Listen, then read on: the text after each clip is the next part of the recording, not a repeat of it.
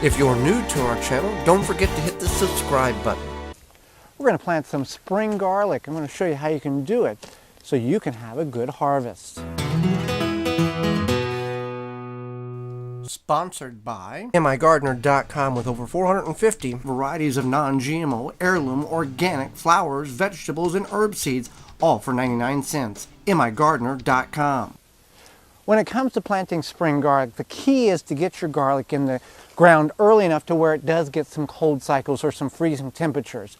If you're in a southern area, you can do this by taking the cloves and busting them open and then putting them in a 1-gallon freezer bag and putting them in the freezer for 3 or 4 weeks. Now, if you don't do this is called stratification. If you don't do that, then your bulbs are not going to develop correctly. We typically here in the north plant a hardneck garlic in October, and we harvest it in late June, early July. But we're going to try the attempt of planting some spring garlic. And it's no different than anything else.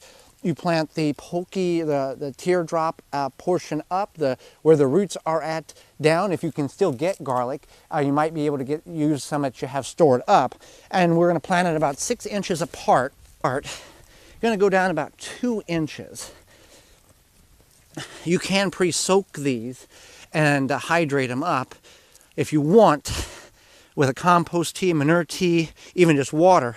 So we're going to plant it about 2.5 inches deep and about 4 inches apart. You can get them a little tighter if you want, but that's what we're going to do. And even if you have really clay soil, garlic is a tremendous plant that will grow very easily in very clay soil. And with the hard neck, you're still going to get the scapes that you can harvest. And see that one there, that one's all squishy, that one's no good. So get rid of that one. You want a firm clove.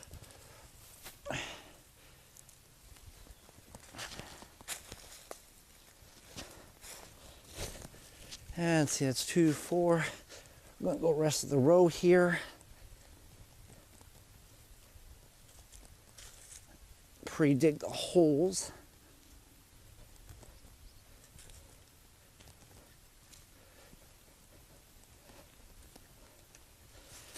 And then that's just that easy to grow the garlic. Now this had leaves over it.